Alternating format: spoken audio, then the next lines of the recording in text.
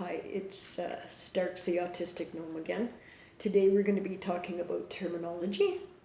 Um, Non-autistic people are known as neurotypical thinkers.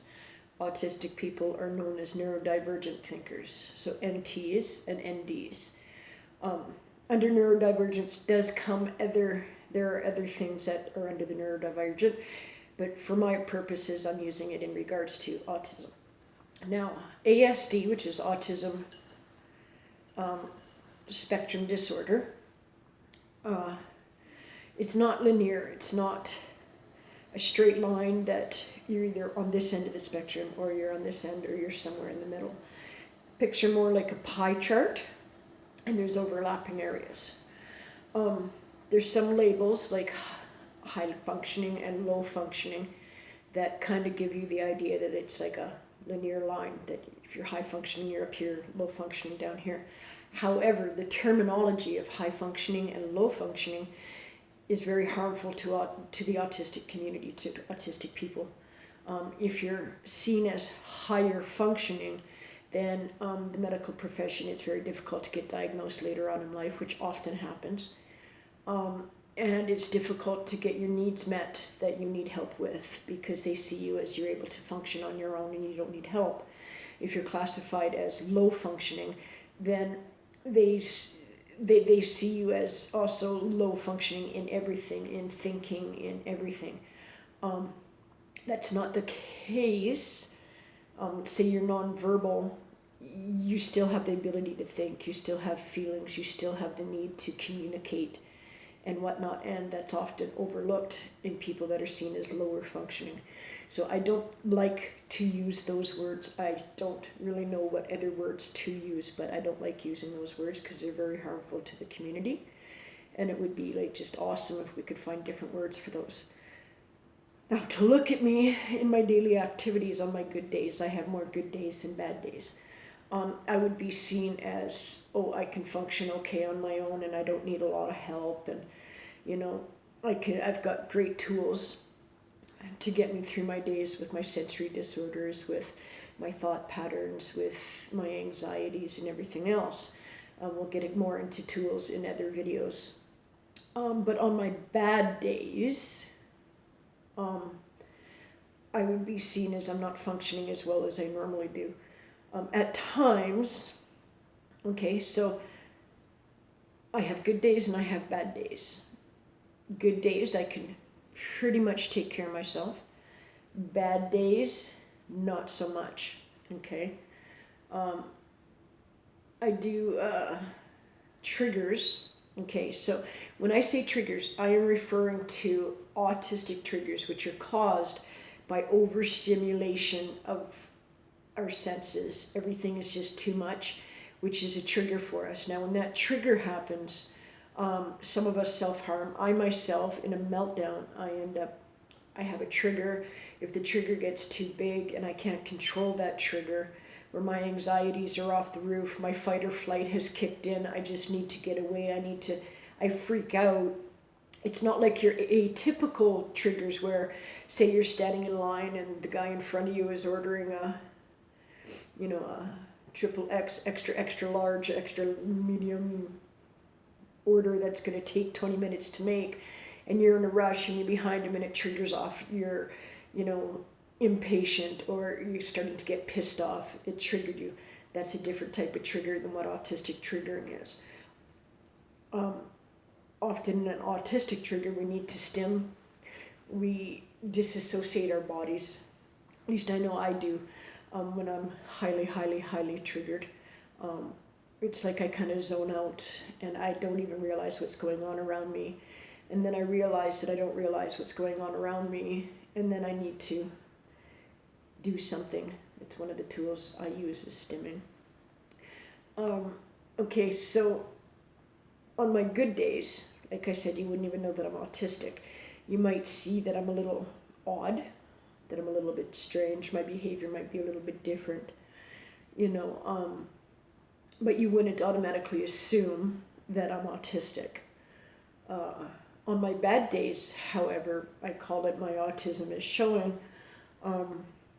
it takes away my functionality, greatly takes away my functionality. Okay, so often when I get triggered and I've got no way out of that situation, or there's nobody with me during that highly overstimulating situation, my body responds by taking my voice away. I can't talk. I can still think, I can still function, I can still go eat, I can still go to the bathroom by myself, all that kind of stuff I can still do, not a problem at all. But I can't speak until my anxieties are low enough that my brain is unstimulated enough that I can process everything that is come into my brain and settle my body down and get back to using my tools. And then my body will release, my mind will release my ability to vocalize things again. So when I'm in a non-vocal moment, I can't function very well, because if I go anywhere where there's huge stimulus, I'm not going to get my voice back, which means I can't go grocery shopping if I need to go grocery shopping. I can't go to an appointment. Well, it's difficult for me to go to an appointment. I do have an app that speaks for me, but the stimulus isn't allowing my brain to subside enough that I'll get my voice back anytime soon. And then the stimulus from that just increases it, and then that's an extra few days. As a teenager, I literally lost my voice for 2 years because I had constant. I was diagnosed later in life. So as a teenager and such, we didn't know that I was autistic. And it was just constant stimulation. I didn't have a chance for 2 years to settle my brain down. It wasn't until I was an adult that I found that tool. So I would be seen more so as the low functioning on my really, really bad days. Some days I cannot leave my apartment because the stimulus is just too much for me. Too many people, too much noise, too much light, too many sound, everything. And it just kind of nails me all at once, and I get the flight or fight. I'm not a fighter, I usually flee. If I can get away from what's triggering me, I'm less likely to go into a meltdown. When I go into a meltdown, I usually self-harm. Now, the kicker is I don't realize I'm self-harming until I've come out of the meltdown. I will hit myself in the head and not realize that I'm doing that until it subsides a bit, where I can think straight, and it's like, whoa, what are you doing? Stop. Take a few deep breaths in. Okay, so that's what triggering an autistic trigger is. It's different than a non-autistic trigger. Just trying to think here. I don't have any scripting for this. I normally need to script things out in my head or have it all written down, but I'm trying something new here. So bear with me if you can, please. So, so the labels high functioning and low functioning, they're not efficient at all. They do us a lot more damage than good. If you saw me walking down, I live in a continuous care home. I'm 53 years old, and I need help. Cooking, it overstimulates me, and then I go into a trigger, and then I freeze. Just to make a phone call is a trigger for me. I go to make a phone call, and I stop. My body, like, it literally freezes itself. It just stops. I shake, and I cry until that just kind of passes. Then I have to take time to calm down. And I call it bubbling, so that I'm not in any extra stimulus. I'm not, due to physical disorders that often come with autism, I'm not able to do my laundry by myself. I'm not able to clean my house by myself. I can do some things, like I can stand by a sink and I can do dishes, but to do a total house cleaning, I'm not able to do. Cooking, I'm not able to do. Making a simple phone call, I'm not able to do. Financial, like doing my banking and stuff, is a task and a half for me. So even though I look like a regular person, You wouldn't know that I live in a continuous care home because there are some things that my autism literally prevents me from doing. So the high functioning label that I have had doesn't really, on a good day, I can function.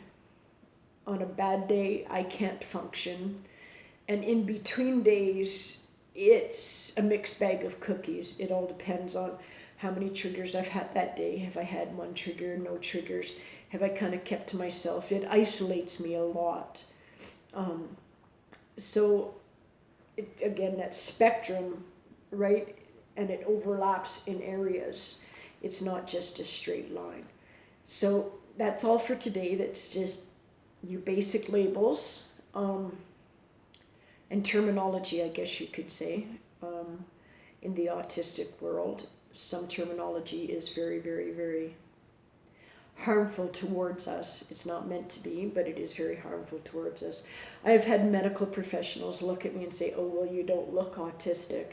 Because of those labels of high functioning and low functioning, when someone hears autism, they don't see someone like myself who can function a lot but still has dysfunctionality in many, many areas of my life.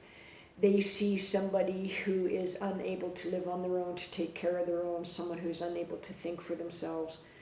You know, what they see as a low functioning. And then on that end of the scale, it hurts them because they are individual human beings who have their own thoughts, who have their own feelings, who have their own needs of communication, you know, and that's often overlooked.